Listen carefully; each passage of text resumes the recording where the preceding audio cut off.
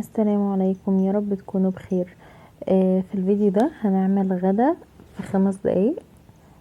طعمه خطير وسهل جدا. هنبدأ الاول بالصوص اللي احنا هنستخدمه.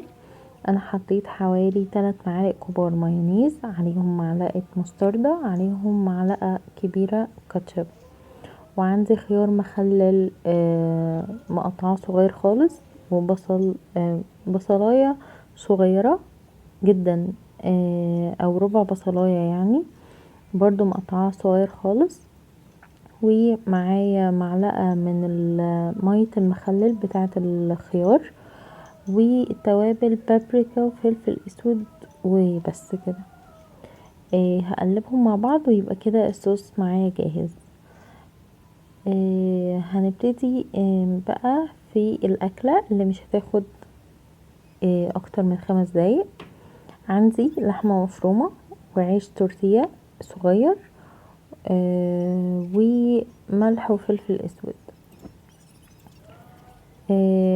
هاخد الرغيف وهفرد عليه اللحمة ما تبقاش تخينة، لان احنا هنسويها على البوتاجاز، فعشان تستوي كويس فالسمك بتاع اللحمة ما يبقاش تخين، لا هي تبقى يعني رفيعة. وهبتدي ان انا افرد على العيش كله بس، وهنرش فلفل اسود وملح، وهنبتدي هنسوي عادي على جريل او على طاسة على النار. خلص الكمية بتاعتي كلها بتاعة اللحمة، وبعد كده هبتدي ان انا اسوي الطاسة تبقى سخنة، وهنزل عليها بالرغيف، نقلبه الرغيف، مش اللحمة مش هتقع منه ولا حاجة.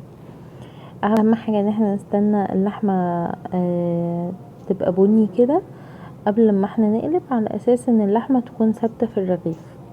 اول ما اللحمة تاخد اللون البني كده هقلبه على الناحية التانية لغاية ما العيش نفسه ياخد لون، وبعد كده هبتدي ان احنا نجهز الرغيف معانا. عندي كابوتشي مقطعاه وبصل مقطعاه شرايح.